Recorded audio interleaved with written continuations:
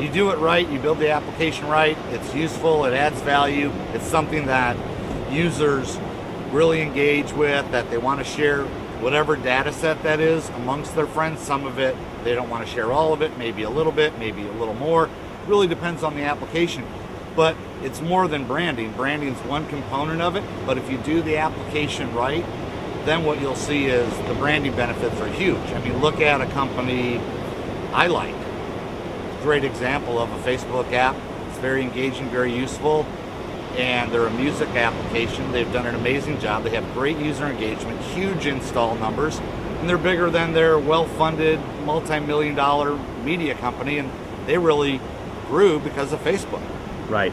Yeah, we both heard the CEO, founder and CEO of iLike speak at the recent Facebook Developer Garage in Palo Alto. Yep. And what was interesting about his presentation was the fact that he changed, he put the entire paradigm of websites and stood it on its head.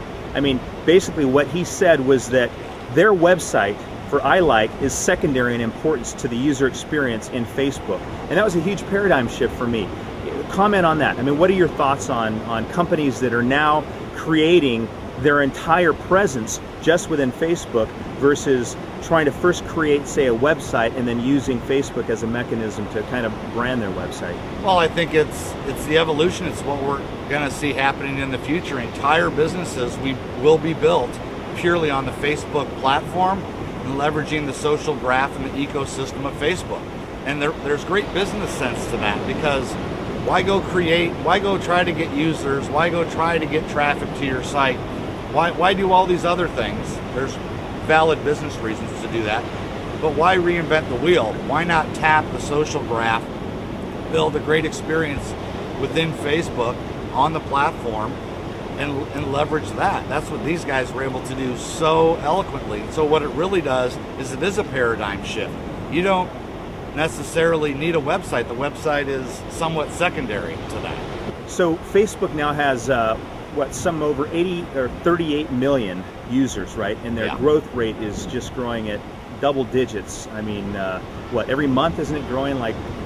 Well, we're seeing north of 150,000 new users per day. Wow. Per day. Wow. And those are just phenomenal growth rates. And actually the numbers probably are slightly higher than that. Right. And the demographics, according to Facebook, the highest growing demographic is the above 35, right? Is that correct? Yeah, it's what we call the old people. The old people. The old people, right. Which is where I fall into that, which is great. That's and it's falling more into non-technical users, which is great. I'm an early adopter, but the reality is my sisters are on Facebook, and one of them can barely send email. So the fact it's hitting middle America, and when it hits middle America, that's when it's everywhere. That's right. when it's huge. Right. Beyond the college crowd, which they already dominate the college crowd. So I want to talk to you a little bit about something that Lance Tokuda from RockU mentioned at the Facebook Developer Garage in Palo Alto. Sure. Something he mentioned I thought was particularly interesting. He said that one of the advantages they have is that they are a widget company. So what they do is they actually look at what the marketplace wants and then creates a widget or a Facebook app around that. So I come from a direct marketing background, and that's like rule number one. You never create a product and then try and sell it to the marketplace. You first go to the market, find out what they want, and then create a product to serve that need. So that's exactly what RockU was saying that their philosophy is, and I think that's contrary to what probably almost every other Facebook app that's out there. It's usually people saying, hey, I'm going to create, this new widget, this new application, and they put it out there. Or hey, we have this product or this brand and we want to promote it to the Facebook community. So what Lance and RockU are doing is they're actually going in the reverse direction. They're actually looking at the marketplace, finding out what the marketplace wants first, and then building an application to serve that want. So what are your thoughts on that? My thoughts on that are they're really smart, because first of all, they're really a widget developer across all social networks. So High Five, Bebo, MySpace, and Facebook. So these guys have built widgets for a long time. What they haven't done is they haven't built highly sophisticated applications in what I consider extremely engaging applications. So right now they're some things, the ground has moved a little bit on them on Facebook. They're still the biggest. They have more installs than anyone else on Facebook. But I think that they're really smart to look at where is there a need for a product or a widget or an application, and then build it. Don't just have some idea and then build it, then see what happens. Know what the consumer wants. Know what the users want before you build it. Absolutely. Right. And now with the ability to create surveys within Facebook, it's an excellent way to survey your audience to find out what their interests are.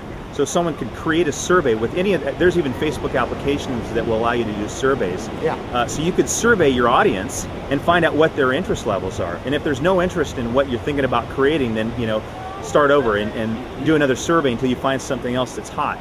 So I think that's a very interesting shift. Yeah, you know right away. So you can actually go to the marketplace and do your market research for under $500. Right, so right within not? Facebook. Do it now. Absolutely. Do it in the environment and the ecosystem that's going to be exposed to your product. It makes total sense. Right. Now another thing that Lance mentioned was that they're experts in viral marketing, because that's what they do. That's how they've grown to be where they are as a widget creator. So all of their widgets are viral by nature. So they are experts in virality, making their widgets and their applications viral. So what are some of the things that you've seen that make an application particularly viral? And I know we talked a little bit earlier about engagement and making it social and interactive, but what are some of the other innovative and creative things that you've seen applications do recently that really make it more viral?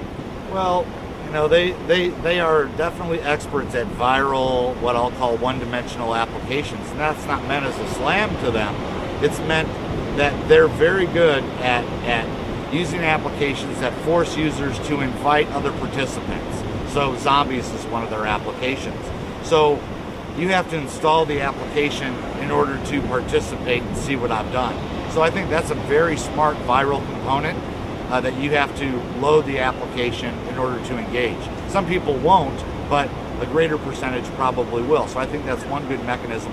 Another way that is really smart that really not too many people are doing is allowing the application or a specific component of the application to be attached, sent as an attachment, meaning you can attach it in an email, you can attach a component of that on a wall, you can attach it in other ways.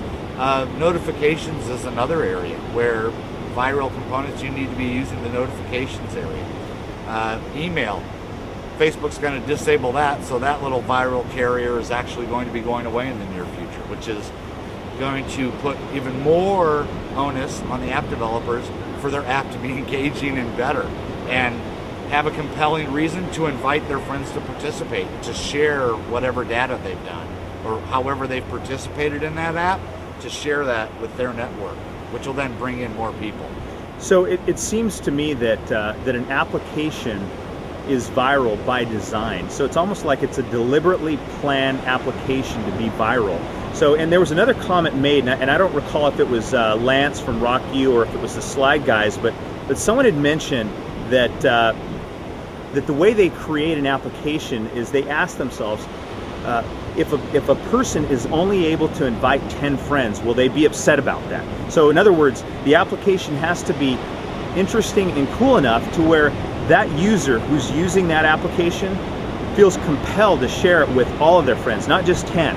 So I'm not sure if that was Lance that mentioned that or if it was the guy from Slide, but I thought that was a very interesting comment that by design from day one, when they create their applications, they try and make it such a compelling experience that that user wants to share it with all of their friends. Yeah, trust me, it's no mistake what makes a successful application.